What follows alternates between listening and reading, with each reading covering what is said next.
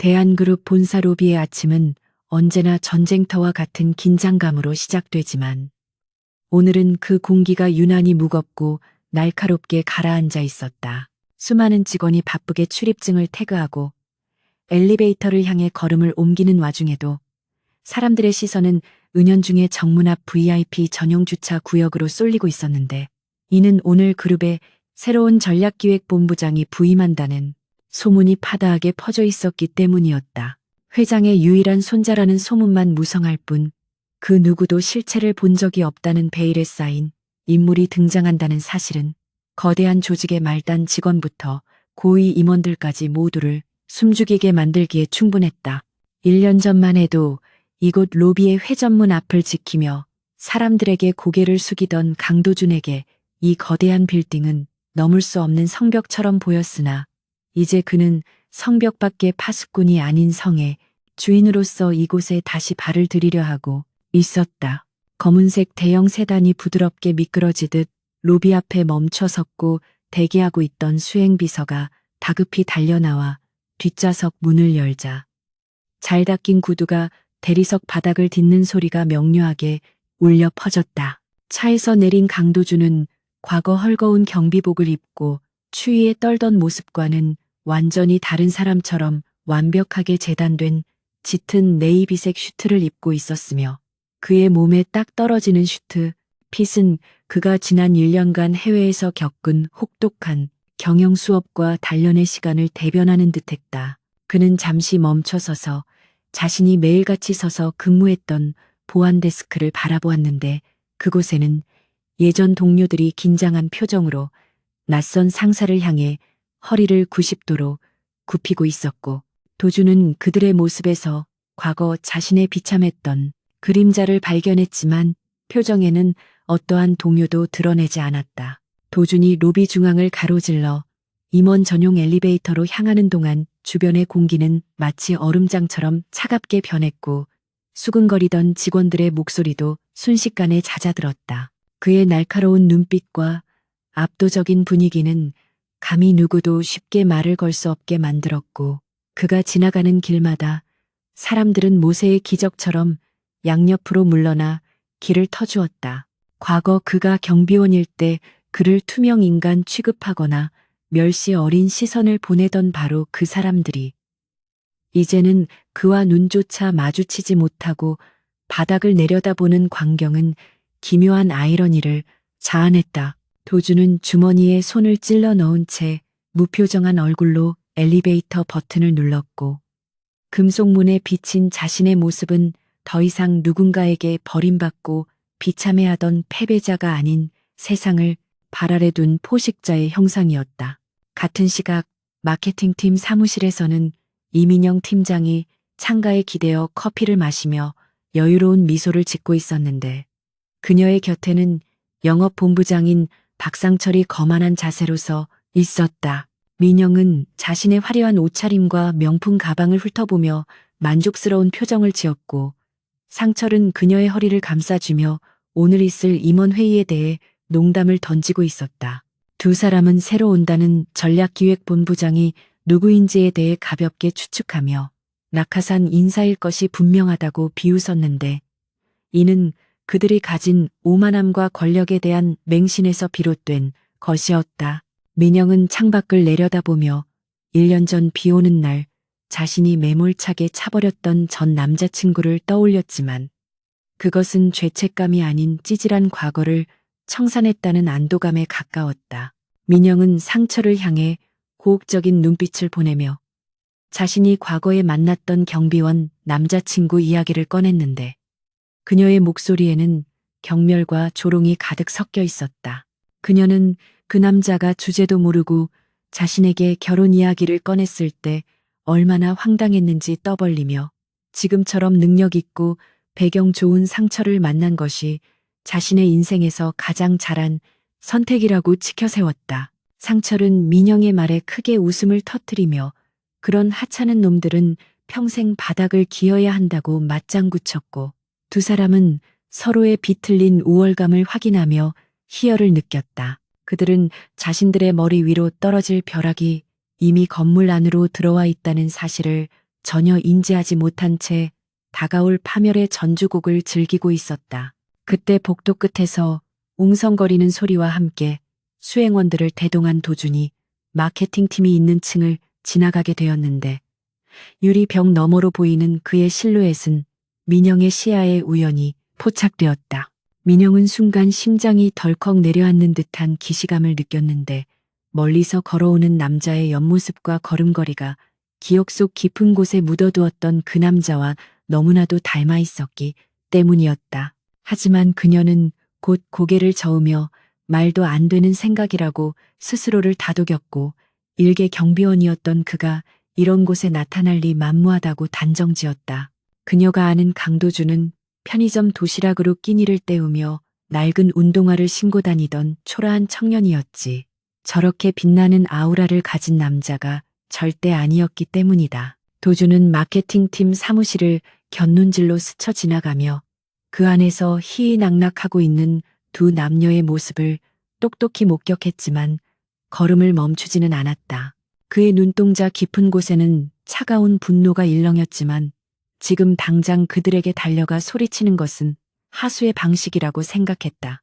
그는 자신을 철저히 무시하고 짓밟았던 그들에게 가장 잔혹한 복수는 자신이 누구보다 높은 곳에 서서 그들을 내려다보는 것이라고 되뇌었다.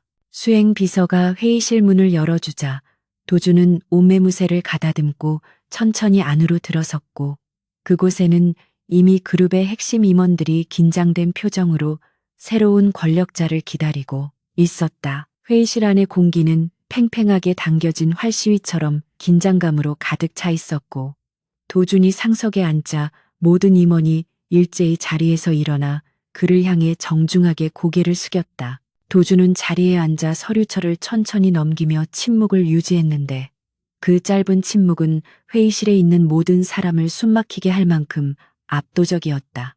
그는 1년 전 자신을 벌레 보듯 했던 인사팀장과 마주 앉아 있었지만 인사팀장은 감히 고개를 들어 도준의 얼굴을 확인하지 못한 채 식은땀만 흘리고 있었다. 도준은 입가에 희미하고 서늘한 미소를 띠며 마침내 입을 열었고 그의 낮고 묵직한 목소리가 회의실 전체를 울리며 새로운 시대가 도래했음을 알렸다. 대회의실의 육중한 문이 열리고 이민영 팀장은 박상철 본부장의 뒤를 따라 당당한 걸음으로 회의실 안으로 들어섰는데 그녀의 얼굴에는 여전히 자신감이 넘쳐 흘렀다. 그녀는 이번 회의가 단순히 새로운 본부장의 얼굴을 익히는 상견례 자리라고 생각했기에 긴장보다는 호기심이 앞섰고 자신의 완벽한 메이크업과 의상을 다시 한번 점검하며 자리에 앉았다.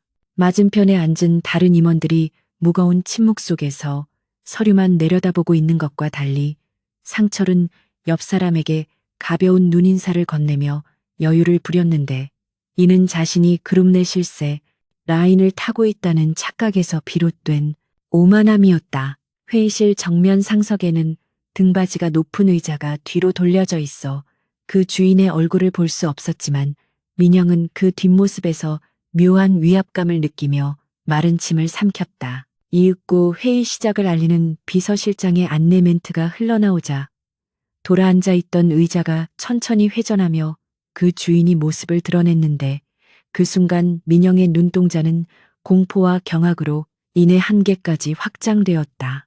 날카로운 턱선과 차갑게 가라앉은 눈빛, 그리고 세련된 포마드 헤어스타일을 한 남자는 분명 낯설면서도 지독하게 익숙한 얼굴을 하고 있었고 민영은 자신의 눈을 의심하며 숨조차 제대로 쉴 수 없었다.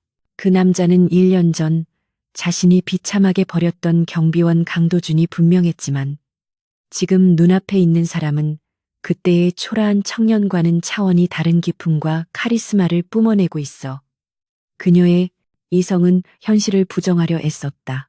도준은 회의실 안의 모든 사람을 천천히 훑어보다가 민영과 상철에게 시선이 머물렀지만 그 눈빛에는 반가움이나 원망 같은 인간적인 감정이 전혀 담겨 있지 않았다. 민영의 기억은 걷잡을 수 없이 1년 전 폭우가 쏟아지던 그날 밤에 편의점 앞으로 끌려 들어갔는데 당시 도준은 흠뻑 젖은 채 편의점 폐기 도시락과 싼 소주 한 병을 들고 그녀를 기다리고 있었다. 그녀는 도준이 건네는 낡은 우산을 거칠게 뿌리치며 이 지긋지긋한 가난 노름에 넌더리가 난다고 소리쳤고, 도준은 빗물과 눈물이 뒤섞인 얼굴로 그녀의 바짓가랑이를 잡으며 한 번만 더 기회를 달라고 애원했었다. 그때 그녀는 도준이 몇 달치 월급을 모아 샀을 것이 분명한 소박한 은반지를 바닥에 내동댕이 치며 네가 주는 건 쓰레기통에 들어갈 자격도 없다고 독서를 퍼부었고, 그 반지는 빗물, 웅덩이 속으로 처박혔다. 그녀는 비참하게 무릎 꿇은 도준을 뒤로 한 채 마침 골목 입구에 도착한 상철의 고급 외제차 조수석에 올라탔고, 백미러로 멀어지는 도준의 모습을 보며 해방감을 느꼈었다. 다시 현실로 돌아온 민영은 덜덜 떨리는 손을 감추기 위해 테이블 아래로 주먹을 꽉 쥐었는데 심장이 터질 듯이 요동치며 식은땀이 등줄기를 타고 흘러내렸다.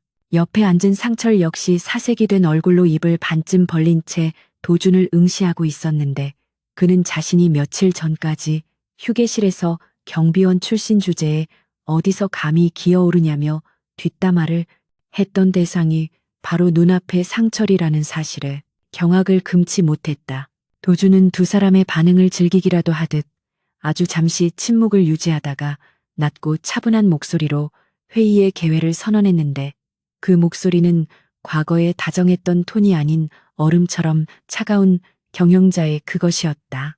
그는 탁자 위에 놓인 두꺼운 보고서를 집어들더니 별다른 서론 없이 곧바로 영업본부의 실적에 대한 이야기를 꺼내며 상철을 정면으로 겨냥했다. 도준은 보고서의 특정 페이지를 펼치며 박상철 본부장이 야심차게 추진했던 해외 물류 확장 프로젝트의 허구성과 부풀려진 예산 내역을 조목조목 지적하기 시작했다. 그는 단순히 숫자를 나열하는 것에 그치지 않고 현지 물류 시스템의 구조적 문제점과 경쟁사의 동향까지 완벽하게 파악하고 있었는데, 이는 그가 지난 1년간 얼마나 치열하게 준비해왔는지를 증명하는 대목이었다.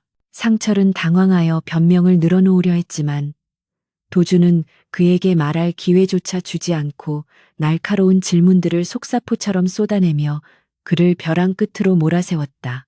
도준의 질문은 너무나도 구체적이고 전문적이어서 상철은 식은땀을 흘리며 더듬거릴 수밖에 없었고, 회의실 안에 다른 임원들은 그 광경을 보며 혀를 내둘렀다. 민영은 상철이 무참하게 깨지는 모습을 보며 자신에게도 불똥이 튀지 않을까 전전긍긍하고 있었는데, 도준의 시선이 마침내 마케팅팀 쪽으로 향하자 그녀는 숨이 멎을 것만 같았다. 도준은 민영의 이름을 직접 부르지 않고 마케팅팀의 최근 프로모션 전략이 얼마나 구시대적이고 비효율적인지에 대해 냉철하게 비판했는데, 그의 말 한마디 한마디는 비수처럼 나라와 그녀의 자존심을 난도질했다. 그는 특히 막대한 예산을 쏟아부었음에도 불구하고 저조한 성과를 낸 인플루언서 마케팅의 실패 원인을 정확히 짚어내며, 이는 시장조사의 부재와 책임자의 안일한 태도에서 비롯된 직무유기라고 일갈했다. 민영은 얼굴이 붉게 달아올라 고개를 들 수 없었고, 쥐구멍이라도 있으면 숨고 싶은 심정으로 수치심을 견뎌내야만 했다. 회의가 진행될수록 도준의 압도적인 능력은 더욱 빛을 발했는데, 그는 각 부서의 현안을 꿰뚫어보고 실질적인 대안을 제시하며 회의실의 주도권을 완벽하게 장악했다. 임원들은 처음에는 그의 젊은 나이와 소문 때문에 반신반의하는 눈치였으나, 시간이 지날수록 그의 통찰력과 카리스마에 압도되어 저절로 고개를 끄덕이며 경청하는 자세를 취하게 되었다. 도준은 과거 로비에서 사람들의 표정과 행동을 관찰하며 터득한 인간에 대한 이해를 바탕으로 임원들의 심리를 쥐락펴락했고, 그 누구도 그에게 반론을 제기하지 못했다. 상철과 민영은 마치 투명 인간이 된 것처럼 소외감을 느꼈고, 자신들이 알던 그 무능력한 경비원이 어떻게 이런 괴물이 되어 돌아왔는지 도저히 이해할 수 없었다. 도준은 마지막으로 회사의 윤리 경영과 직원들의 근무 태도에 대해 언급하며 의미심장한 미소를 지었는데, 그는 사내에서 발생하는 위계에 의한 갑질과 부적절한 사내 정치에 대해 엄단하겠다는 강력한 의지를 표명했다. 그는 시선을 상철과 민영에게 고정한 채 회사의 자산을 사적으로 유용하거나 지위를 이용해 타인에게 고통을 주는 행위는 절대 용납하지 않을 것이라고 경고했는데 이는 명백히 사람을 겨냥한 선전포고였다. 상철은 도준의 눈빛에서 살기를 느끼며 넥타이를 느슨하게 풀었지만 답답한 가슴은 좀처럼 진정되지 않았고 민영은 공포에 질려 손톱으로 자신의 손등을 피가 나도록 꾹 눌렀다. 도준은 그들의 공포를 충분히 즐긴 후 서류를 덮으며 회의를 마무리했고 자리에서 일어나 재킷 단추를 잠갔다. 임원들이 하나둘씩 회의실을 빠져나가는 동안에도 상철과 민영은 다리가 풀려 자리에서 일어날 수 없었는데 도준은 나가는 길에 잠시 그들의 뒤에 멈춰 섰다. 그는 몸을 돌려 그들을 바라보는 대신 허공을 응시하며 아주 작지만 또렷한 목소리로 기대해도 좋다는 짧은 말을 남기고 유유히 회의실을 빠져나갔다. 그 한마디는 그들에게 있어 사형 선고나 다름없었고 텅 빈 회의실에 남겨진 두 사람은 서로를 쳐다볼 엄두조차 내지 못한 채 절망적인 침묵 속에 잠겨 있었다. 민영은 그제야 자신이 버린 것이 썩은 동아줄이 아니라 황금으로 된 사다리였음을 깨닫고 뼈저린 후회에 휩싸였지만 이미 되돌리기에는 너무 늦어버린 뒤였다. 도준이 복도로 나오자 기다리고 있던 비서가 다가와 다음 일정을 보고했지만 도준의 귀에는 아무것도 들어오지 않았고 그는 방금 전 회의실에서 느꼈던 쾌감과 허무함 사이에서 감정을 조절하려 애썼다. 그는 엘리베이터에 탑승하여 자신의 집무실이 있는 최상층으로 향하며 거울 속에 비친 자신의 얼굴을 다시 한번 확인했는데 그곳에는 더 이상 과거에 유약한 청년은 없었다. 그는 품 안에서 1년 전 빗물 웅덩이에서 자신이 직접 건져 올렸던 그 흙투성이 은반지를 꺼내 들었고 차갑게 식어버린 금속의 감촉을 느끼며 복수의 칼날을 더욱 날카롭게 갈았다. 이 반지는 그에게 있어 사랑의 증표가 아니라 자신이 겪은 수모와 치욕을 잊지 않게 해주는 가장 강력한 각성제이자 부적과도 같은 존재였다. 집무실에 도착한 도준은 통유리창 너머로 펼쳐진 서울 도심의 풍경을 내려다보며 깊은 숨을 내쉬었는데 발 아래 보이는 세상은 아까보다 훨씬 작고 하찮게 느껴졌다. 그는 책상 위에 놓인 태블릿 PC를 켜고 박상철과 이민영에 대한 뒷조사 보고서를 다시 한번 꼼꼼하게 검토하기 시작했는데 그 안에는 그들의 부정행위와 비리 내역이 빼곡하게 적혀 있었다. 그는 아직 이 카드를 꺼내기에는 이르다고 판단했고 그들이 서서히 조여오는 공포 속에서 스스로 무너져 내리는 과정을 지켜보는 것이 더 큰 고통을 주는 방법이라고 생각했다. 도준은 비서에게 전화를 걸어 박상철 본부장이 추진 중인 문제의 프로젝트 현장 시찰 일정을 잡으라고 지시했고 이는 그들을 향한 두 번째 공격의 시작을 알리는 신호탄이었다. 한편 회의실에 남겨진 상철은 떨리는 손으로 물잔을 집어들었지만 물이 반쯤 쏟아져 나와 그의 셔츠를 적셨고 그는 홧김에 물잔을 바닥에 집어던지며 욕설을 내뱉었다. 민영은 바닥에 깨진 유리 조각을 멍하니 바라보며 도준이 자신을 모른 척했다는 사실에 묘한 안도감과 동시에 알 수 없는 분노를 느꼈는데 이는 자신의 존재가 그에게 아무런 영향도 주지 못했다는 자괴감 때문이었다. 그녀는 상철에게 다가가 이제 어떻게 할 거냐고 따져 물었지만 상철은 도리어 네가 똥파리 같은 놈을 만나서 꼬인 일이라며 민영에게 화풀이를 했고 두 사람 사이에는 전에 없던 균열이 생기기 시작했다. 그들은 공동의 적 앞에서 단결하기는커녕 서로를 탓하며 추악한 본성을 드러내고 있었고 이것이야말로 도준이 의도한 시나리오대로 흘러가는 것이었다. 상철은 곧바로 자신의 사무실로 돌아와 어딘가로 전화를 걸어 도준의 뒷조사를 지시했는데 그는 도준이 진짜 회장의 손자인지 아니면 사기꾼인지 의심하며 지푸라기라도 잡는 심정으로 매달렸다. 하지만 그는 이미 도준이 보여준 압도적인 정보력과 경영 능력을 목격했기에 자신의 의심이 헛된 희망일 뿐이라는 것을 무의식 중에 알고 있었다. 그는 불안감을 떨치기 위해 서랍 속에 숨겨둔 양주를 꺼내 병째 들이켰지만 알코올의 기운으로도 뼛속까지 스며드는 한기를 몰아낼 수는 없었다. 그는 자신이 그동안 회사 몰래 저질러온 횡령과 리베이트 수수 사실이 발각될까봐 전전긍긍하며 도준을 제거할 방법을 찾기 위해 머리를 굴리기 시작했다. 민영 역시 자신의 자리로 돌아와 멍하니 모니터를 응시하고 있었는데 그녀의 머릿속에는 온통 도준의 차가운 눈빛과 완벽한 슈트핏만이 맴돌고 있었다. 그녀는 메신저 창을 열어 도준에게 개인적인 메시지를 보낼까 고민하다가 썼다. 지우기를 반복했는데 지금 당장 연락하는 것은 자존심이 허락하지 않았고 또 도준이 어떤 반응을 보일지 두려웠기 때문이었다. 그녀는 화장실로 달려가 거울을 보며 화장을 고치고 억지로 미소를 지어 보였지만 거울 속의 자신은 겁에 질린 패배자의 모습을 하고 있었다. 그녀는 찬물로 세수를 하며 정신을 차리려 애썼고 과거의 감정을 이용해 도준의 마음을 다시 돌릴 수 있을지도 모른다는 위험한 망상을 품기 시작했다. 대한그룹 본사 내에는 며칠 전부터 기이하고 은밀한 소문이 독버섯처럼 퍼져나가기 시작했는데 그 내용은 신임 전략기획본부장이 사실은 1년 전 이 건물 로비에서 근무하던 하청 업체 소속의 경비원이었다는 충격적인 이야기였다. 직원들은 335 휴게실이나 흡연구역에 모여 이 믿기 힘든 소문에 대해 속닥거렸고 개 중에는 설마 회장님의 손자가 경비원 일을 했겠냐며 헛소문으로 치부하는 이들도 있었지만 구체적인 근무 시기와 목격담이 더해지자 의심은 점차 확신으로 변해가고 있었다.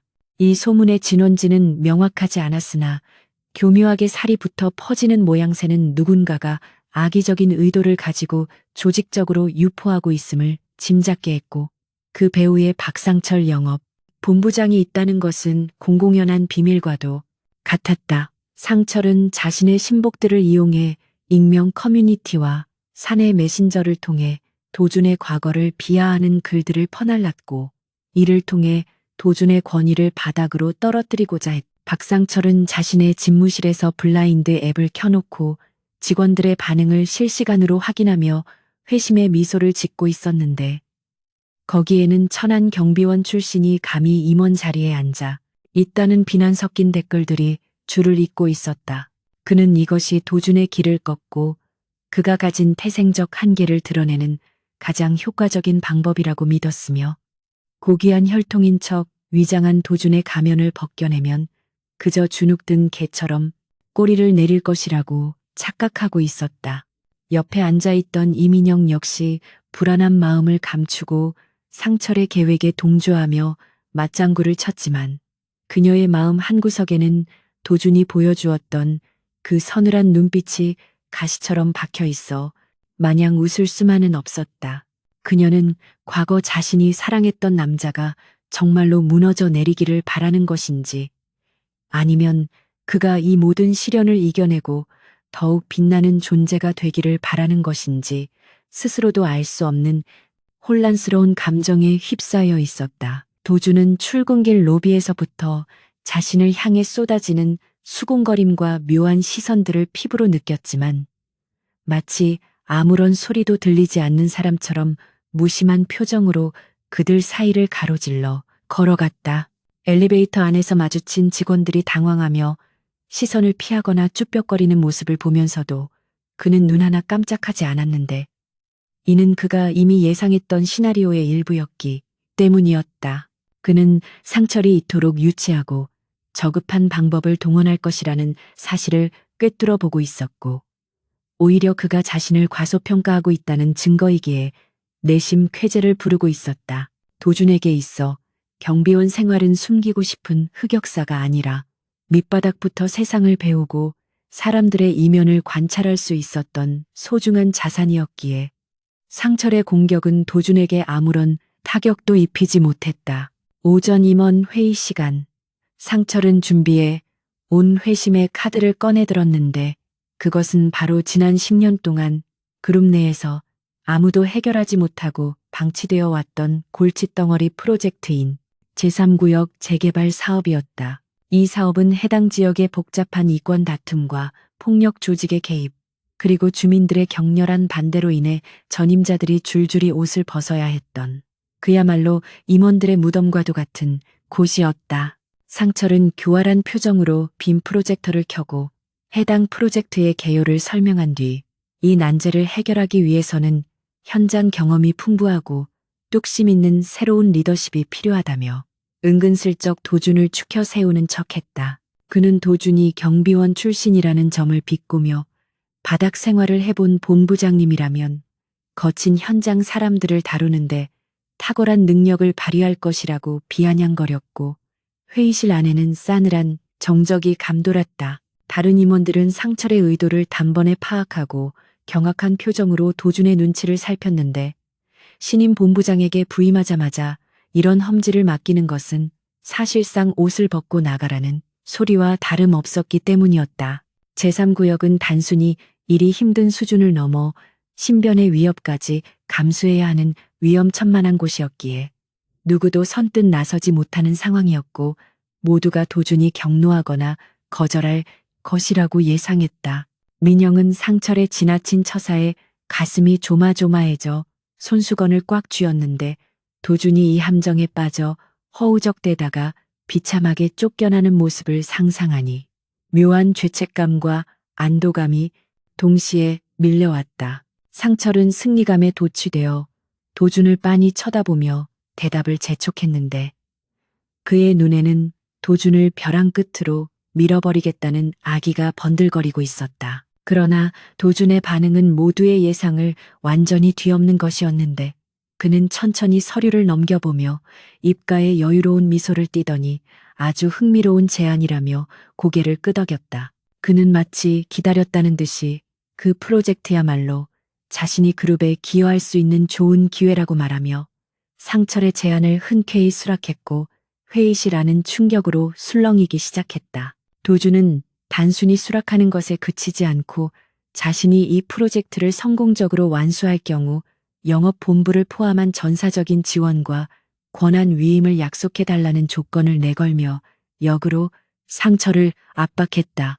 상철은 도준이 너무나도 쉽게 미끼를 물자 순간 당황했지만 곧바로 표정을 관리하며 도준의 무모함을 비웃었고 속으로 쾌재를 불렀다. 회의가 끝난 후 도준은 자신의 집무실로 돌아와 제3구역 재개발 사업에 관한 방대한 자료들을 책상 위에 펼쳐놓고 본격적인 분석에 들어갔는데 그의 눈빛은 사냥감을 노리는 맹수처럼 날카롭게 빛났다. 사실 도준은 이미 이 프로젝트의 내막에 대해 상세히 파악하고 있었는데 이 사업이 지지부진했던 진짜 이유는 외부의 반대 때문만이 아니라 내부의 누군가가 하청업체와 결탁하여 공사비를 부풀리고 뒷돈을 챙기기 위해 고의적으로 공사를 지연시키고 있었기 때문이었다. 그리고 그 부정부패의 연결고리 끝에는 바로 박상철이 존재하고 있었으며 도준은 이 프로젝트를 맡음으로써 상철의 비리 증거를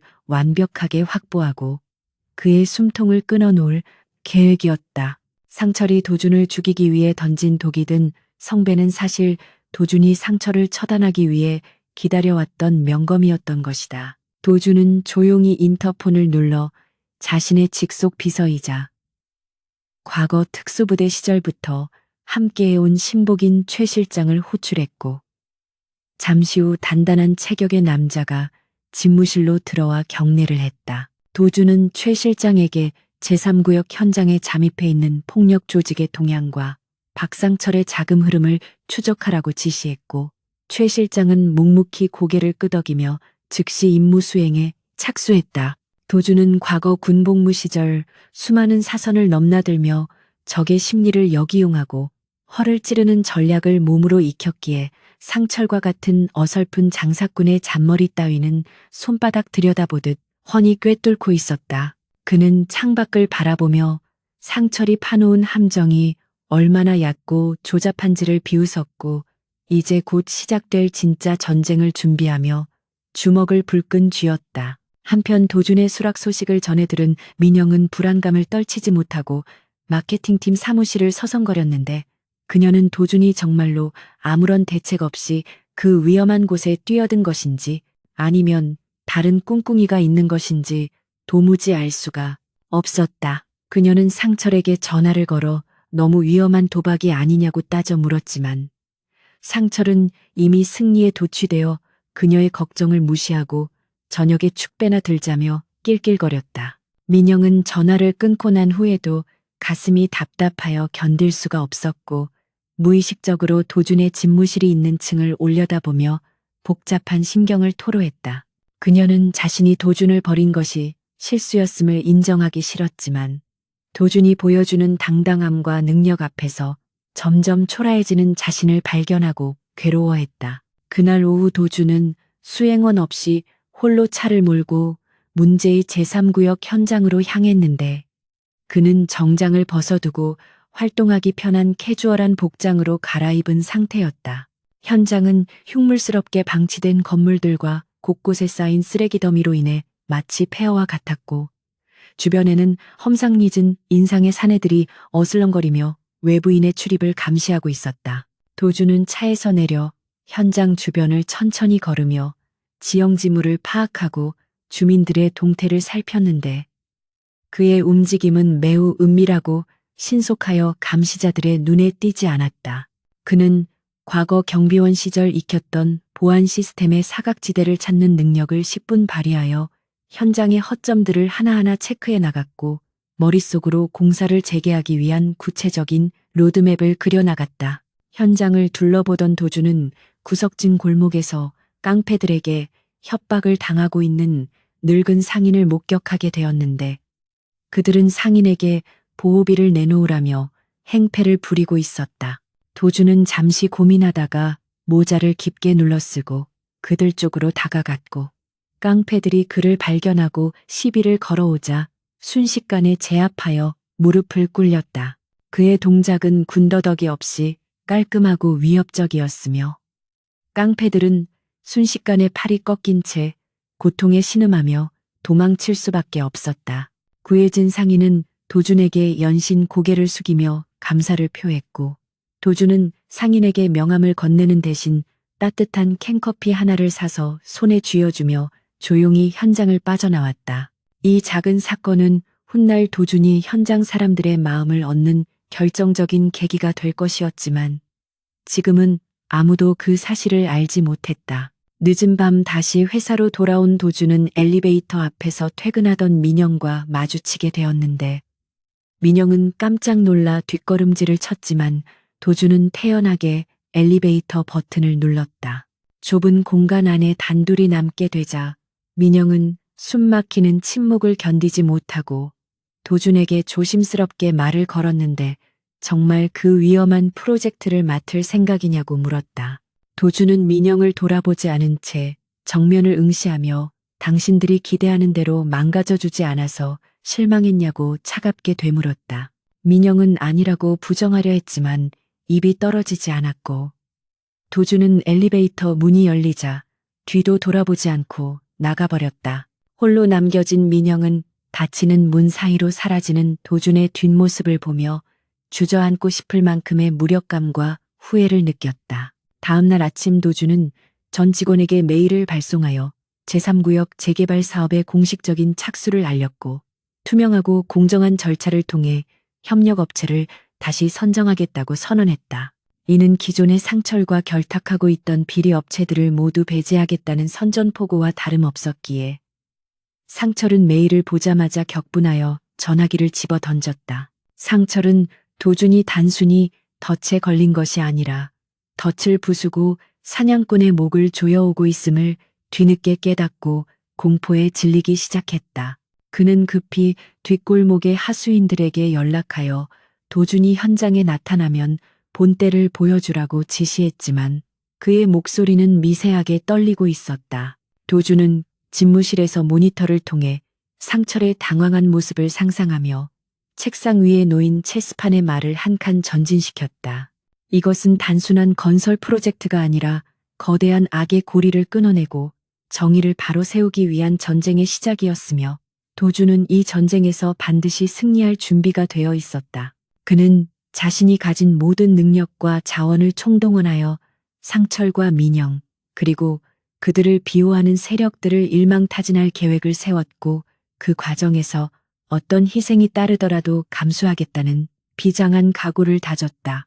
창밖으로 붉은 노을이 지고 어둠이 깔리기 시작하자 도준의 눈빛은 더욱 깊고 어둡게 가라앉았는데 이는 곧 닥쳐올 폭풍우를 예고하는 듯했다.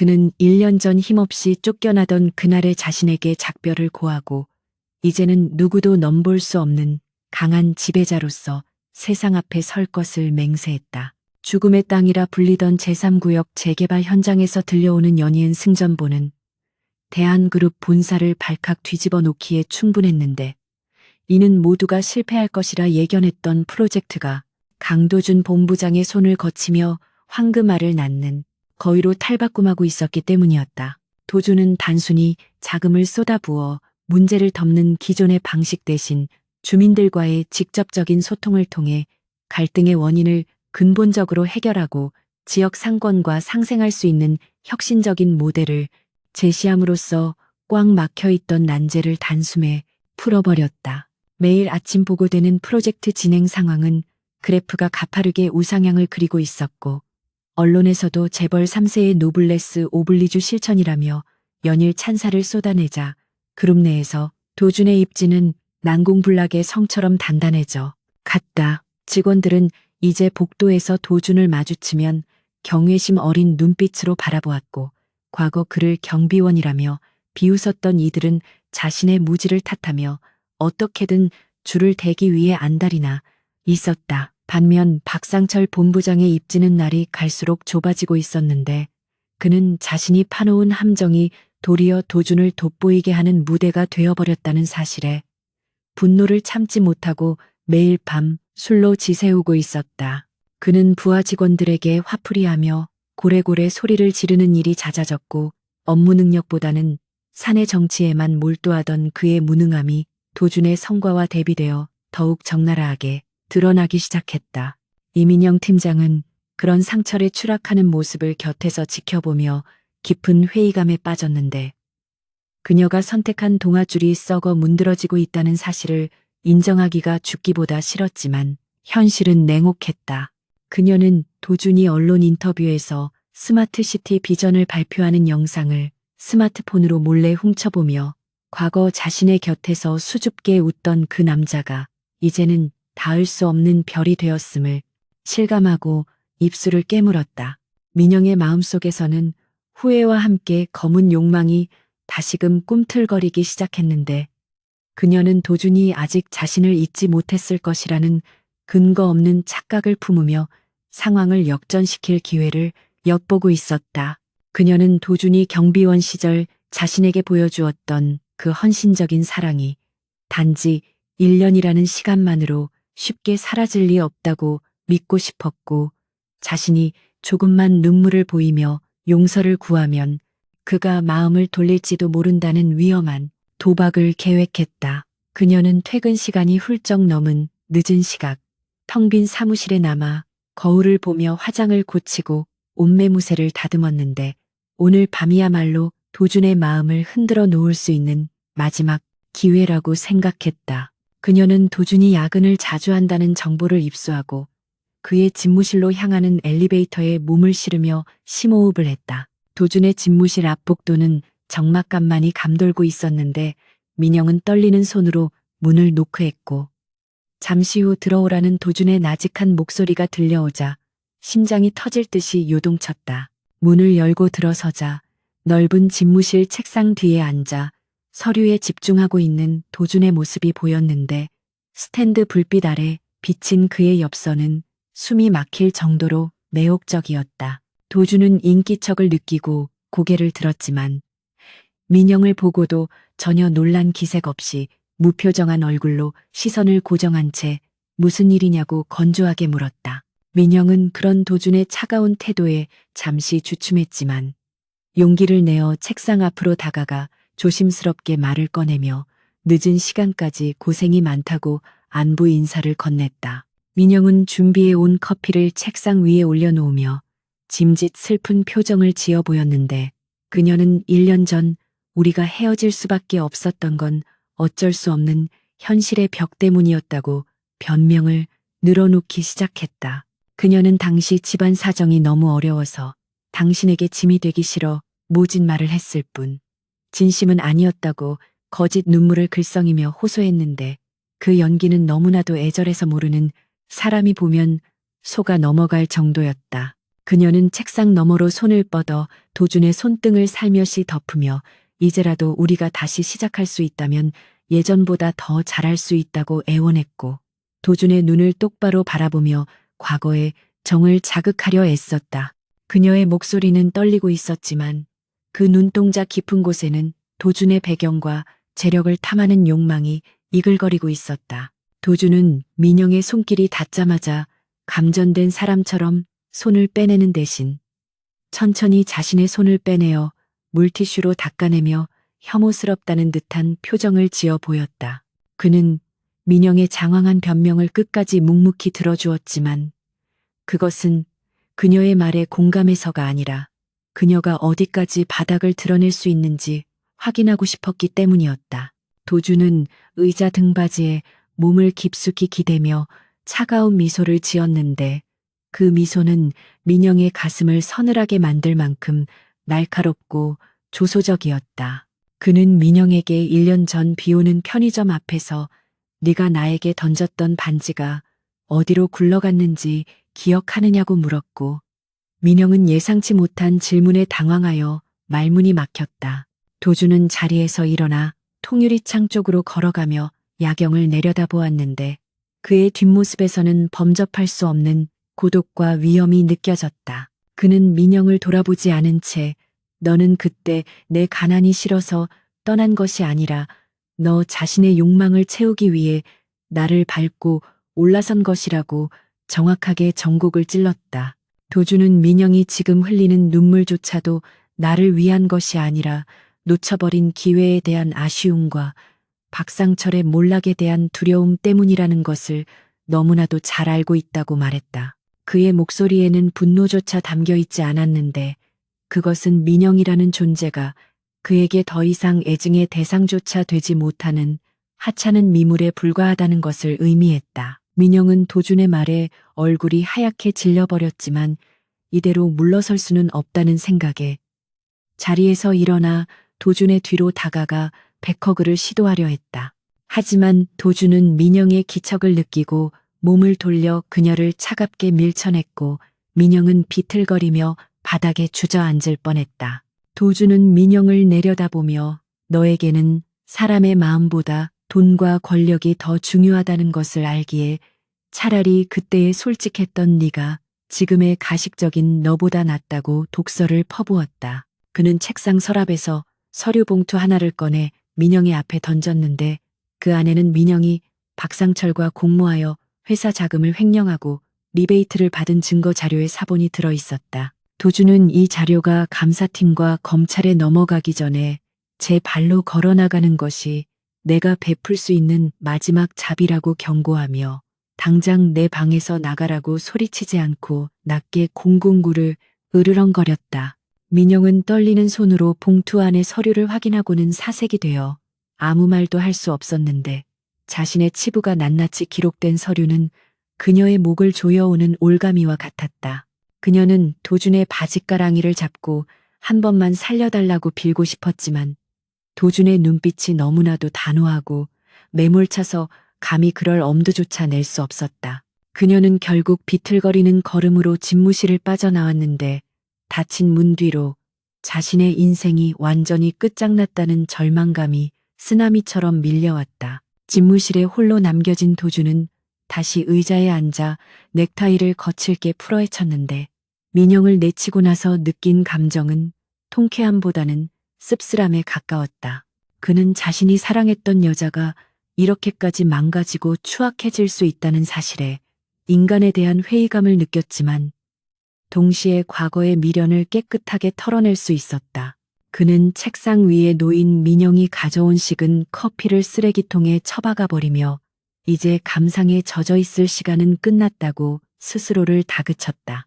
이제 남은 것은 몸통인 박상철을 처리하는 일뿐이었고 도주는 그를 무너뜨리기 위한 마지막 일격을 준비하기 위해 다시 서류 더미 속으로 파고들었다. 복도로 쫓겨난 민영은 다리가 풀려 벽에 기대어 주저앉았는데 지나가는 청소부가 그녀를 이상한 눈으로 쳐다보았지만 그녀는 부끄러움조차 느낄 겨를이 없었다. 그녀의 머릿속은 온통 자신을 경멸하던 도준의 눈빛과 증거, 서류들로 가득 차 있었고 이 사실을 상철에게 알려야 할지 아니면 혼자 살 길을 도모해야 할지 혼란스러웠다. 그녀는 배신감과 공포 그리고 굴욕감에 몸서리치며 비틀비틀 엘리베이터로 향했는데 거울 속에 비친 자신의 얼굴은 눈물과 번진 화장으로 엉망진창이 되어 있었다. 그녀는 주먹을 꽉 쥐며 도준에 대한 원망을 키웠지만 그것은 패배자의 비명에 불과하다는 것을 누구보다 잘 알고 있었다. 같은 시각 박상철은 자신의 비밀 아지트에서 조직폭력배 두목과 마주 앉아 은밀한 거래를 하고 있었는데 그는 도준이 진행 중인 제3구역 공사 현장을 물리적으로 파괴해 달라고 사주하고 있었다. 상철은 돈 가방을 건네며 사고로 위장하여 공사를 중단시키고 도준에게 치명적인 부상을 입혀도 좋다는 끔찍한 지시를 내렸다. 그는 도준을 회사에서 몰아내기 위해서라면 살인 교사도 서슴지 않을 만큼 이성을 잃고 있었고 자신의 파멸이 코앞에 닥친 줄도 모른 채 최후의 발악을 하고 있었다. 깡패 두목은 돈다발을 확인하며 비릿한 웃음을 흘렸고 그들의 사악한 음모는 어둠 속에서 조용히 실행될 준비를 마쳤다. 도준은 늦은 밤까지 업무를 마치고 퇴근하면서 로비의 보안 요원들에게 따뜻한 음료수를 돌리며 격려의 말을 아끼지 않았는데 이는 그가 여전히 초심을 잃지 않았음을 보여주는 행동이었다. 보안 요원들은 도준의 진심 어린 배려에 감동하며 그를 향해 존경의 눈빛을 보냈고 도준은 그들의 모습에서 1년 전 자신의 모습을 투영하며 묘한 유대감을 느꼈다. 차에 올라탄 도준은 최 실장으로부터 박상철이 수상한 움직임을 보이고 있다는 보고를 받았는데 그는 올 것이 왔다는 듯 차분하게 대응을 지시했다. 도준의 차가 밤거리를 질주하며 어둠을 가르는 동안 그의 눈빛은 다가올 폭풍우를 정면으로 돌파하겠다는 결의로 빛나고 있었다. 다음 날 아침 출근한 민영은 사직서를 품에 안고 있었지만 차마 제출하지 못하고 상철의 눈치를 살피고 있었는데 상철은 평소와 다르게 묘하게 들뜬 표정으로 누군가와 통화를 하고 있었다. 민영은 직감적으로 상철이 무언가 위험한 일을 꾸미고 있음을 눈치챘고 자신이 살기 위해서는 상철과도 거리를 둬야 한다는 것을 본능적으로 깨달았다. 하지만 그녀는 이미 깊은 수렁에 발을 들여놓은 상태였고 도준이 쥐고 있는 증거가 언제 터질지 모르는 시한폭탄과도 같아. 이러지도 저러지도 못하는 진퇴양난의 상황에 처해 있었다.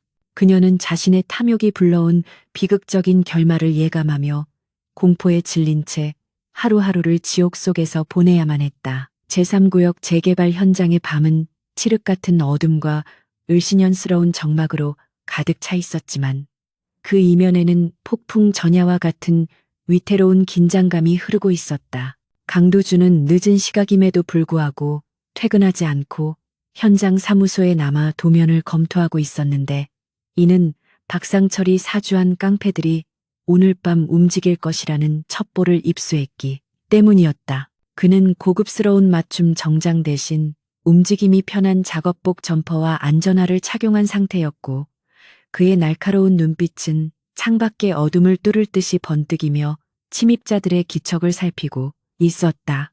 현장에 남아있던 야간 작업 인부들은 본부장이 직접 밤을 새우며 현장을 지킨다는 사실에 부담스러워하면서도 한편으로는 든든함을 느끼며 각자의 위치에서 설비를 점검하고 있었다. 도주는 최 실장과 보안팀을 현장 외곽에 매복시켜 놓고 자신은 미끼가 되어 놈들이 가장 먼저 노릴 만한 자재 창고 쪽으로 발걸음을 옮겼다. 이윽고 정막을 깨고 요란한 엔진 소리와 함께 검은 승합차 몇 대가 펜스를 들이받으며 현장 안으로 난입했고 차에서 내린 수십 명의 건장한 사내들이 쇠파이프와 강목을 휘두르며 난동을 부리기 시작했다. 그들은 마치 약속이라도 한 듯 건설 장비의 유리를 깨부수고 적재된 자재들을 넘어뜨리며 공포 분위기를 조성했는데, 이는 명백히 공사 일정을 지연시키고 안전관리 소홀의 책임을 도준에게 뒤집어 씌우려는 수작이었다. 현장에 있던 작업반장이 달려나가 그들을 말리려 했지만 용역 깡패 중 우두머리로 보이는 자가 휘두른 주먹에 맞아 바닥으로 나뒹굴었고, 이를 본 다른 인부들은 공포에 질려 뒷걸음질 칠 수밖에 없었다. 놈들은 공사 현장을 아수라장으로 만들며 비열한 웃음을 터뜨렸고, 이 모든 상황은 어둠 속에서 지켜보던 도준의 분노 게이지를 임계점까지 끌어올렸다. 도준은 숨어있던 그늘에서 천천히 걸어 나오며 놈들을 향해 낮은 목소리로 당장 그만두라고 경고했는데, 그의 등장은 깡패들에게는 의외의 상황이었지만 그들은 곧 비웃음을 흘리며 그를 애워싸기 시작했다. 용역 반장은 도준의 반반한 얼굴과 곱상한 손을 보며 재벌가 도련님이 겁도 없이 이런 곳에 왔다며 조롱했고, 부하들에게 저 녀석 다리 하나만 분질러 놓으면 보너스를 주겠다고 낄낄거렸다. 하지만 도준은 전혀 위축되지 않고 천천히 손목을 풀며 그들의 얼굴을 하나하나 기억해 두려는 듯 차가운 시선으로 훑어보았는데, 그 눈빛에는 살기마저 서려 있었다. 그는 1년 전 힘없는 경비원이었을 때는 참아야만 했던 모욕들을 이제는 참을 이유가 없었고, 자신의 사람들을 건드린 대가가 얼마나 혹독한지 뼈저리게 가르쳐줄 생각이었다. 용역 반장의 신호와 함께 깡패들이 일제히 도준에게 달려들었지만, 그 순간 도준의 몸놀림은 평범한 사람의 범주를 넘어서는 것이었다. 그는 가장 먼저 달려든 녀석의 팔을 가볍게 낚아채 관절을 꺾어버리고 그 반동을 이용해 뒤따라오던 자의 명치를 정확하게 가격했는데, 이 모든 동작은 군더더기 없이 간결하고 치명적이었다. 특수부대에서 익힌 실전 무술인 크라브 마가를 베이스로 한 그의 타격 기술은 쇠파이프를 든 깡패들을 압도하기에 충분했고, 순식간에 서너 명이 비명을 지르며 바닥에 쓰러졌다. 이를 지켜보던 인부들은 입을 다물지 못하고 경악했는데, 평소 팬데만 굴릴 것 같았던 젊은 본부장이 마치 액션 영화의 주인공처럼 십수명의 장정들을 상대로 무쌍을 찍고 있었기 때문이었다. 당황한 용역 반장은 직접 야구 방망이를 들고 도준의 뒤통수를 노리며 비겁하게 공격을 시도했지만, 도준은 등 뒤에 눈이라도 달린 것처럼 몸을 숙여 피하고는 반장의 복부에 강력한 뒤차기를 꽂아 넣었다. 억소리와 함께 반장이 나가 떨어지자 남은 깡패들은 주춤하며 공격을 주저했고, 도준은 흐트러진 옷매무새를 고치며 그들을 향해 천천히 걸어갔다. 그의 압도적인 카리스마와 실력에 기가 눌린 깡패들은 뒷걸음질 치기 바빴고, 그때서야 대기하고 있던 최 실장과 보안팀 요원들이 현장에 진입하여 도망치려는 놈들을 포위하고 제압하기 시작했다.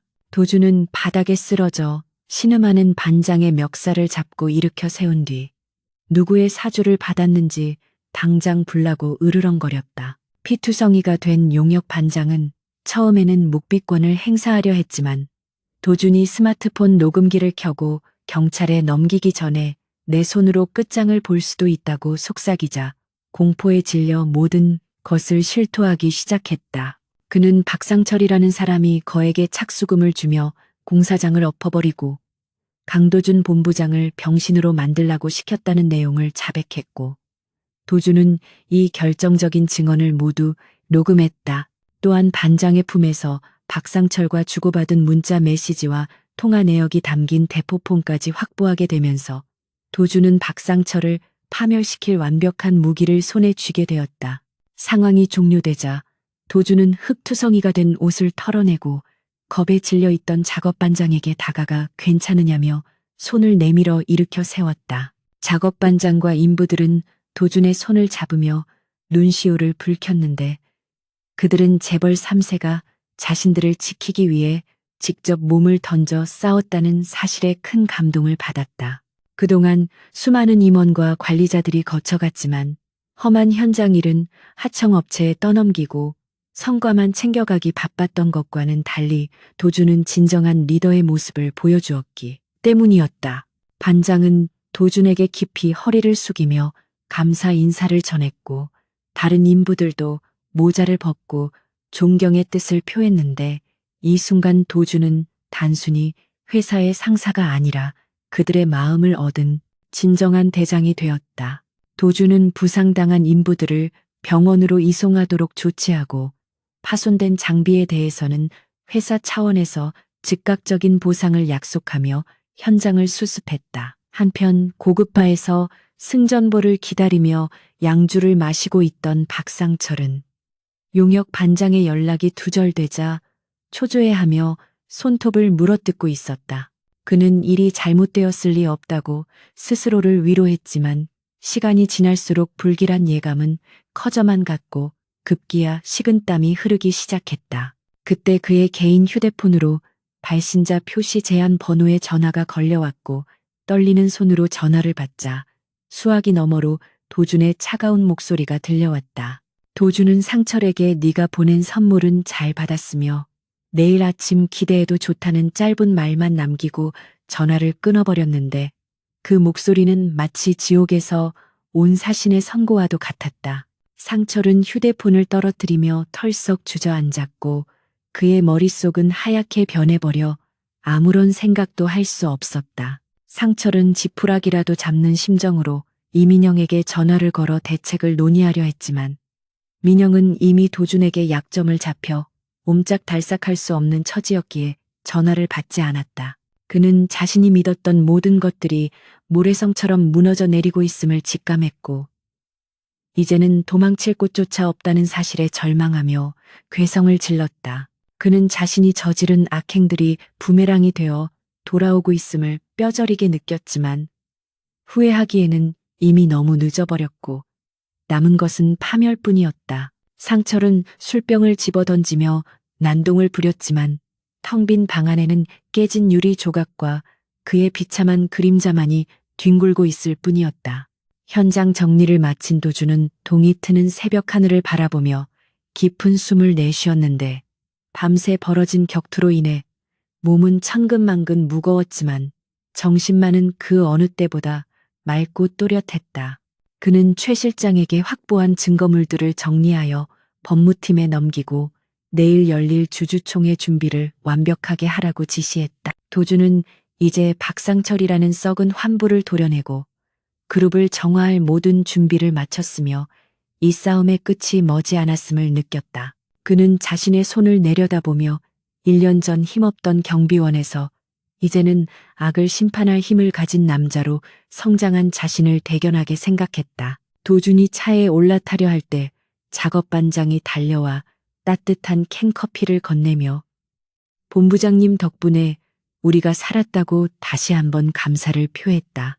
도준은 캔커피의 온기를 느끼며 희미한 미소를 지었고 이 작은 커피 하나가 1년 전 자신이 편의점에서 쓸쓸하게 마셨던 소주보다 훨씬 달콤하고 값지다는 것을 깨달았다.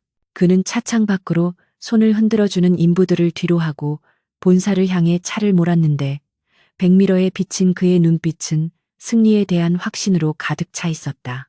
이제 곧 날이 밝으면 그는 주주총회장이라는 또 다른 전장으로 향할 것이고 그곳에서 박상철과 이민영의 추악한 가면을 벗겨내고 정의를 구현할 것이었다. 대한그룹의 연례 주주총회가 열리는 대강당은 아침 일찍부터 몰려든 주주들과 취재진 그리고 그룹의 핵심 임원들로 인산인해를 이루며 발 디딜 틈 없이 붐비고 있었는데 그 열기는 마치 용광로처럼 뜨거웠다. 단상 위에는 그룹의 미래를 결정할 주요 의사 결정권자들이 근엄한 표정으로 착석해 있었고 그 중에서도 중앙에 앉은 강도준 본부장의 존재감은 단연 돋보였는데 그는 소란스러운 장례 분위기에도 아랑곳하지 않고 차분하게 정면을 응시하고 있었다. 반면 단상 아래 임원석 맨 앞줄에 앉은 박상철 본부장은 겉으로는 태연한 척 다리를 꼬고 앉아 있었지만 그의 손끝은 미세하게 떨리고 있었고 수시로 넥타이를 고쳐매는 행동에서 그의 불안한 심리가 여실히 드러났다. 이민영 팀장은 상철의 옆자리에 앉아 고개를 숙인 채 손수건을 만지작거리고 있었는데 그녀는 오늘이 자신의 인생에서 가장 비참하고 끔찍한 날이 될 것이라는 불길한 예감에 사로잡혀 숨조차 제대로 쉴 수 없었다. 그녀는 힐끗 도준을 쳐다보았지만 도준은 마치 그녀가 그곳에 존재하지 않는 투명 인간인 것처럼 단 한 번도 시선을 주지 않았고 그 냉담함은 그녀를 더욱 절망의 구렁텅이로 몰아넣었다. 주주총회의 시작을 알리는 의사봉 소리가 울려 퍼지고 순서에 따라 각 사업본부의 실적 보고가 이어졌는데 분위기는 박상철 본부장의 차례가 다가올수록 묘하게 가라앉으며 긴장감이 감돌기 시작했다. 상철은 단상으로 올라가 마이크를 잡고 준비해온 발표 자료를 화면에 띄웠는데 그는 자신의 부진한 실적을 감추기 위해 교묘하게 조작된 데이터를 내세우며 뻔뻔하게 성과를 포장하려 했다. 그는 특히 제3구역 재개발 사업에 대해 언급하며 최근 발생한 폭력 사태의 책임을 전적으로 강도준 본부장의 미숙한 현장 관리 능력 탓으로 돌리려는 비열한 수를 썼다. 상철은 목소리를 높여 검증되지 않은 낙하산 인사가 그룹의 핵심 프로젝트를 위기로 몰아넣고 있으며 이는 주주들의 이익을 심각하게 침해하는 행위라고 강력하게 성토했다.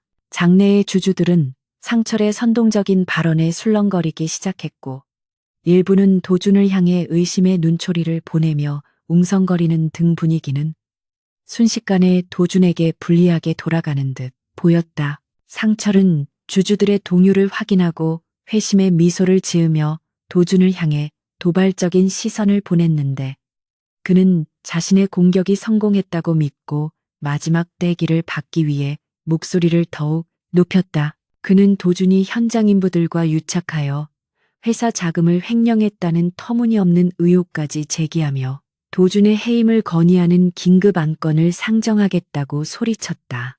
옆에 앉아있던 이민영은 상철의 무리수에 놀라 입을 틀어막았지만 이미 엎질러진 물이었고 그녀는 공포에 질려 부들부들 떨기만 했다. 하지만 단상에 앉아있던 도준은 상철의 광대 같은 원맨쇼를 지켜보며 입가에 싸늘한 조소를 머금었고 마치 기다렸다는 듯이 자리에서 천천히 일어났다. 도준이 마이크 앞으로 걸어 나오자 장내는 순간 정적에 휩싸였고 모든 이목이 그에게 집중되었는데 그의 침착하고 위험 있는 태도는 흥분해서 날뛰던 상철과 극명한 대조를 이루며 묘한 압박감을 주었다. 도준은 마이크를 잡고 차분한 어조로 박 본부장의 주장은 사실과 다르다며 반박을 시작했는데 그는 감정적인 호소 대신 팩트와 증거로 상철의 거짓말을 하나하나 논파해 나갔다.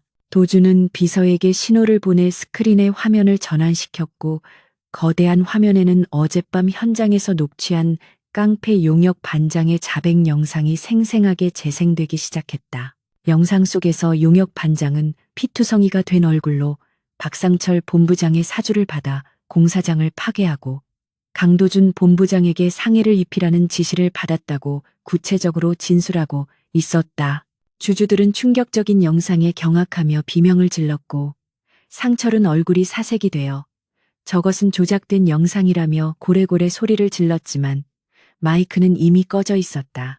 도준은 여기서 멈추지 않고 상철이 용역업체에 건넨 착수금의 자금 출처와 그동안 회사 공금을 횡령하여 비자금을 조성한 내역이 담긴 계좌 추적 자료를 연이어 공개했다. 스크린에 뜬 자료들은 상철이 페이퍼 컴퍼니를 통해 빼돌린 회사 돈이 수십억 원에 달한다는 사실을 적나라하게 보여주고 있었고 주주들은 분노하여 상철을 향해 삿대질하며 욕설을 퍼붓기 시작했다.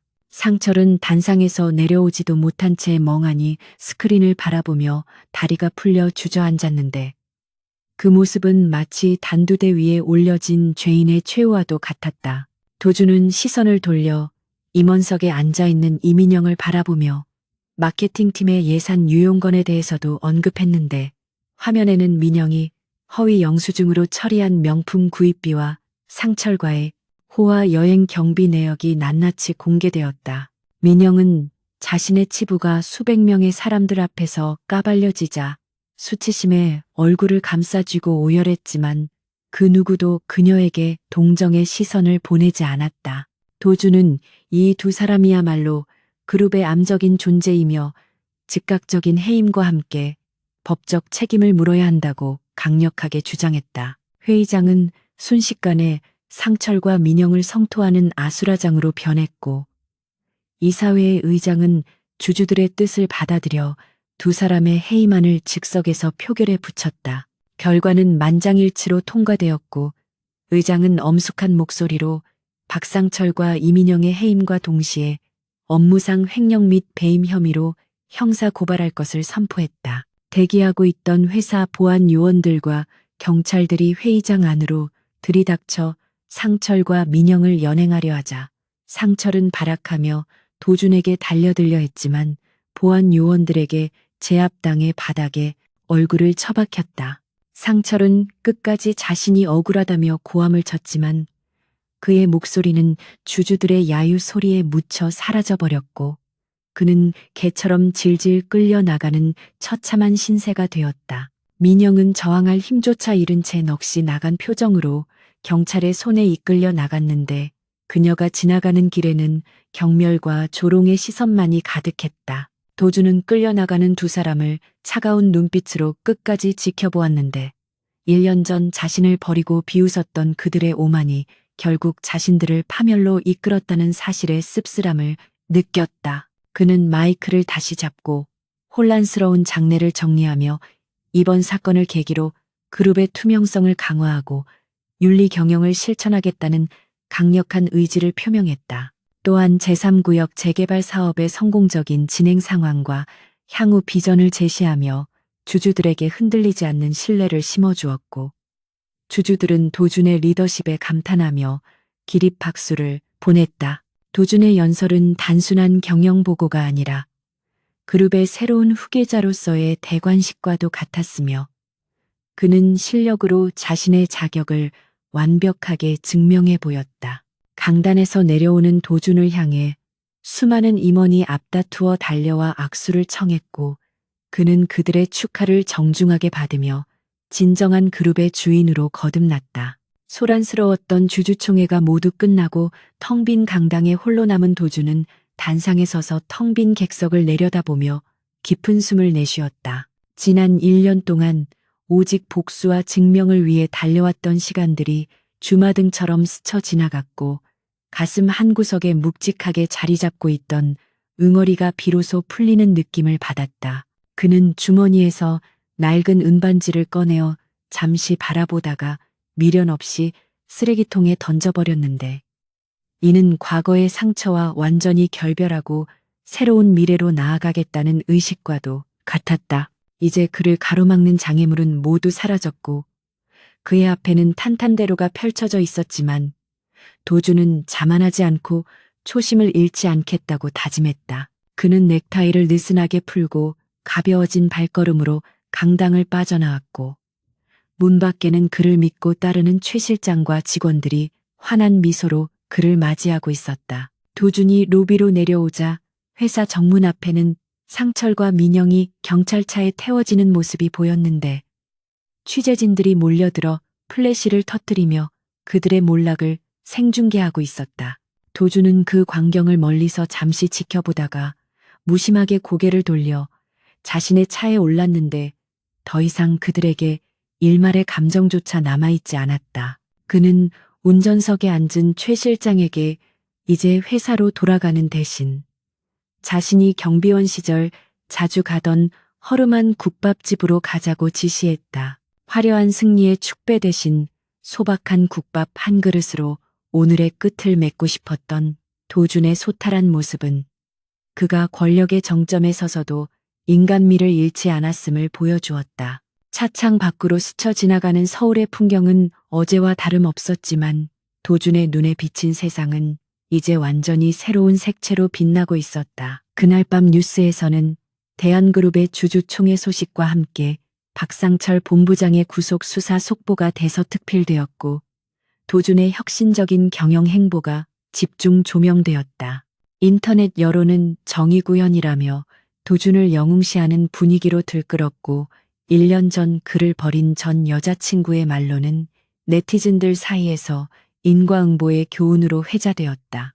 도준은 펜트하우스에서 뉴스를 끄고 창밖의 야경을 바라보며 와인잔을 기울였는데 유리창에 비친 그의 모습은 고독하지만 강인한 제왕의 풍모를 풍기고 있었다. 그는 이제 복수의 장을 덮고 진정한 경영자로서 그룹을 이끌어갈 새로운 챕터를 시작할 준비를 마쳤으며 그의 곁에는 그를 진심으로 믿고 지지해주는 사람들이 함께할 것이었다. 밤하늘의 별들이 유난히 밝게 빛나며 도준의 앞날을 축복하는 듯했고 그는 비로소 편안한 미소를 지으며 잠자리에 들 수 있었다. 계절이 2번 바뀌고 차가운 바람이 불던 거리에 다시 따스한 봄 기운이 완연하게 퍼질 무렵 대한그룹 본사는 과거에 경직되고 부패했던 이미지를 완전히 벗어던지고 투명하고 혁신적인 기업의 상징으로 탈바꿈해 있었다. 강도준이 대표이사로 취임한 이후 가장 먼저 단행한 것은 보여주기식 의전 문화를 철폐하고 임직원 간의 자유로운 소통 창구를 마련하는 것이었는데 이러한 변화는 회사의 분위기를 눈에 띄게 밝고 생동감 있게 만들었다.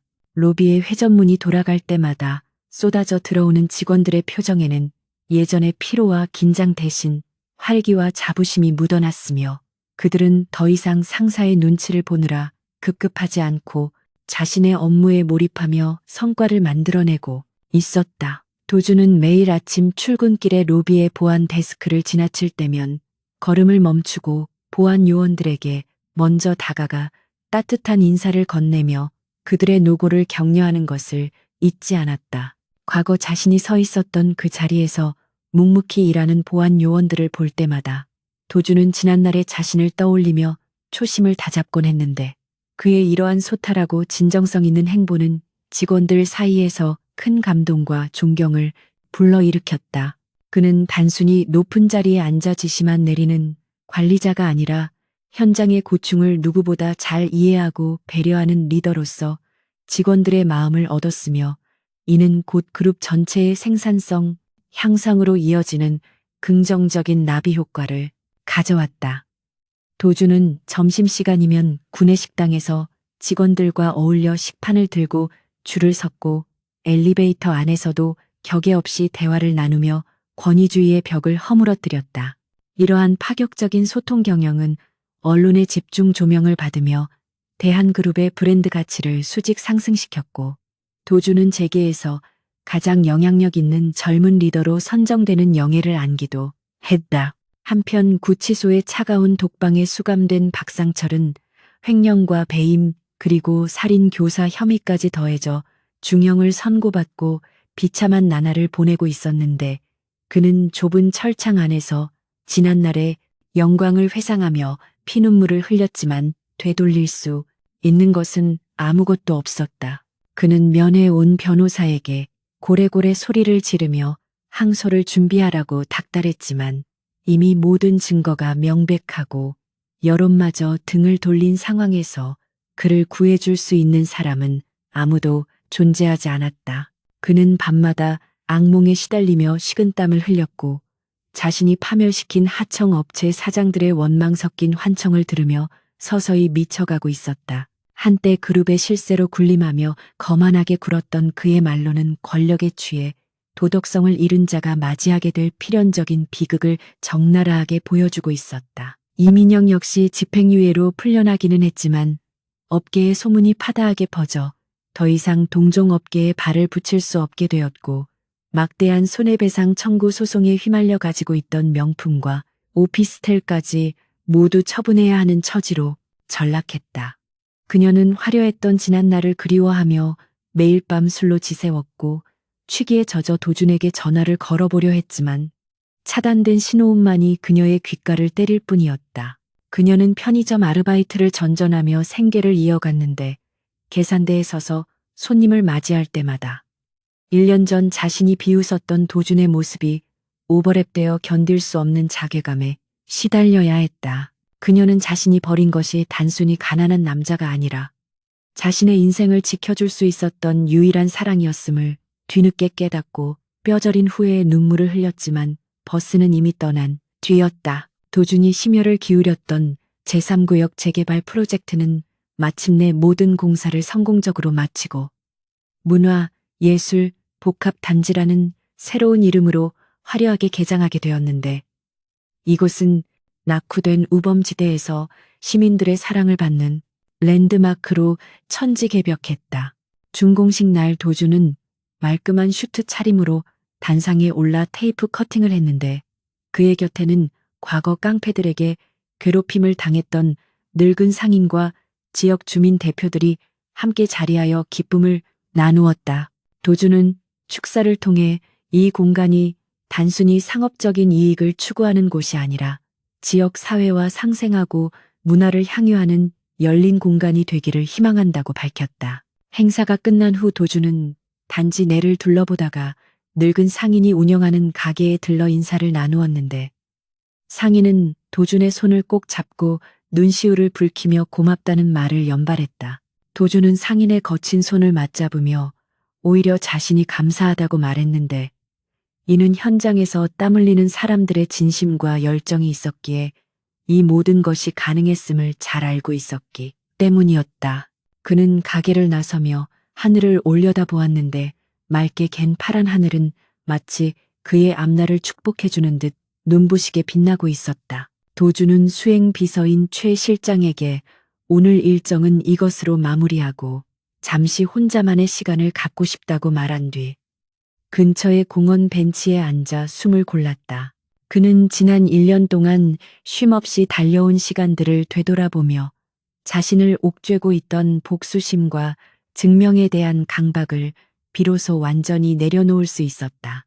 해질녘이 되어 다시 집무실로 돌아온 도준은 창밖으로 펼쳐진 서울의 야경을 바라보며 깊은 사색에 잠겼는데 발 아래 반짝이는 불빛들은 마치 보석처럼 아름다웠지만 그는 더 이상 그것을 소유하려 하지 않았다. 그는 책상 위에 놓인 가족 사진을 바라보며 돌아가신 부모님께 마음속으로 안부를 전했고 할아버지인 회장님께도 부끄럽지 않은 손자가 되었음을 자랑스럽게 고했다. 그때 집무실 문이 조용히 열리고 최 실장이 들어와 결제 서류를 내려놓으며 퇴근을 권유했는데 도준은 서류를 잠시 미루어 두고 최 실장에게 와인 한 잔을 제안했다. 두 사람은 소파에 마주 앉아 와인잔을 부딪히며 그동안의 회포를 풀었는데 도준에게 있어 최 실장은 단순한 비서를 넘어 생사고락을 함께한 전우이자 가장 신뢰할 수 있는 친구였다. 도준은 최 실장에게 1년 전 경비원 복장을 하고 이 빌딩을 올려다보았을 때의 심정을 털어놓으며 그때는 세상이 온통 적으로 둘러싸인 것 같아 두렵고 막막했다고 고백했다. 하지만 지금은 자신을 믿고 따라주는 사람들이 곁에 있어 더 이상 외롭지 않으며 진정한 힘은 높은 직함이나 막대한 부에서 나오는 것이 아니라 사람의 마음을 움직이는 진심에서 나온다는 것을 깨달았다고 말했다. 최 실장은 묵묵히 도준의 말을 경청하며 고개를 끄덕였고 앞으로도 도준의 그림자가 되어 그가 가는 길을 묵묵히 보좌하겠다고 다짐했다. 두 사람 사이에는 말로 다 표현할 수 없는 끈끈한 유대감과 신뢰가 흘렀고 이는 도준이 앞으로 맞이할 수많은 도전을 이겨낼 수 있는 가장 강력한 무기가 될 것이었다. 밤이 깊어지자 도준은 텅 빈 집무실에 홀로 남아 마지막으로 책상을 정리했는데 서랍 깊은 곳에서 꺼낸 낡은 수첩에는 그가 경비원 시절 틈틈이 적어두었던 경영에 대한 아이디어와 다짐들이 빼곡하게 적혀 있었다. 그는 그 수첩을 다시 양복 안주머니에 소중하게 갈무리하며 이것이야말로 자신이 결코 잊어서는 안 될 초심이자 나침반임을 되새겼다. 그는 자리에서 일어나 옷매무새를 단정히 하고 집무실에 불을 끄고 나섰는데 어둠 속에 잠긴 사무실은 고요했지만 결코 적막하지 않았다. 복도를 걸어가는 도준의 발걸음 소리는 그 어느 때보다 경쾌하고 힘찼으며 그의 등 뒤로는 희미한 달빛이 길게 그림자를 드리우고 있었다. 엘리베이터를 타고 1층 로비로 내려온 도준은 정문을 나서며 시원한 밤 공기를 깊이 들이마셨는데 봄바람에 실려온 꽃내음이 그의 코끝을 간지럽히며 새로운 시작을 알렸다. 대기하고 있던 검은 세단에 오르기 전 그는 잠시 멈춰서서 밤하늘에 떠 있는 별들을 올려다보았는데 그 별들은 1년 전 비오는 밤 편의점 앞에서 올려다보았던 그 하늘과는 전혀 다른 희망의 빛을 띠고 있었다. 그는 이제 누군가에게 버림받은 상처 입은 남자가 아니라 스스로의 힘으로 운명을 개척하고 세상을 이롭게 하는 진정한 리더로 다시 태어났다. 강도준은 차에 올라타며 운전기사에게 집이 아닌 한강변으로 가자고 말했는데 오늘은 왠지 흐르는 강물을 바라보며 스스로를 위로하고 싶었기 때문이었다. 차가 강변북로를 달리는 동안 도준은 차창을 내리고 불어오는 바람을 맞으며 입가에 잔잔한 미소를 띄웠는데 그의 눈빛은 흔들림 없이 앞을 향해 고정되어 있었다. 그는 앞으로도 수많은 시련과 유혹이 자신을 찾아올 것임을 알고 있었지만 이제는 피하지 않고 정면으로 마주할 용기와 지혜를 가지고 있었다. 그는 과거의 아픔을 딛고 일어선 경험을 바탕으로 더 넓은 세상을 품고 더 높은 곳을 향해 비상할 준비가 되어 있었으며 그의 곁에는 언제나 그를 응원하는 사람들이 함께할 것이었다. 강도준의 이야기는 여기서 끝이 아니라 이제 막 시작된 새로운 전설의 서막에 불과했으며 그의 내일은 오늘보다 더 찬란하게 빛날 것임을 예고하고 있었다. 한강 공원 주차장에 도착한 도준은 차에서 내려 강가로 걸어갔는데 잔잔하게 일렁이는 강물 위로 도시의 불빛들이 반영되어 환상적인 풍경을 자아내고 있었다. 그는 난간에 기대어 강물을 바라보며 지난 1년의 시간들을 강물에 흘려보내고 내일 떠오를 태양을 맞이할 마음의 준비를 했다. 저 멀리서 들려오는 도시의 소음조차 오늘따라 평화로운 자장가처럼 들려왔고 도준은 비로소 마음의 평화를 찾고 깊은 안도의 숨을 내쉬었다. 그는 주머니에서 휴대폰을 꺼내 최 실장에게 짧은 메시지를 보냈는데 내일 아침 일찍 회의를 소집하자는 내용이었지만 그 문장 속에는 새로운 도전에 대한 설렘과 열정이 가득 담겨 있었다. 도준은 다시 차로 돌아가며 문득 1년 전 이민영이 던졌던 그 반지가 어디선가 녹슬어가고 있을 것을 상상해 보았지만 이제는 아무런 감흥도 느껴지지 않았다. 그에게 있어 과거는 단지 현재를 살아가게 하는 걸음이 되었을 뿐이며 진정한 보석은 자신의 가슴 속에 빛나고 있는 흔들리지 않는 신념임을 깨달았기 때문이었다. 그는 차문을 열고 들어가며 뒤를 한번 돌아보았는데 어둠 속에서도 빛나는 그의 눈동자는 마치 샛별처럼 초롱초롱하게 빛나고 있었다. 차는 부드럽게 출발하여 도시의 숲으로 사라져갔지만 그가 남긴 긴 여운은 강물 위에 오래도록 머물러 있었다. 재벌 후계자 강도준이 아닌 인간 강도준으로서의 삶은 이제부터가 진짜 시작이었다.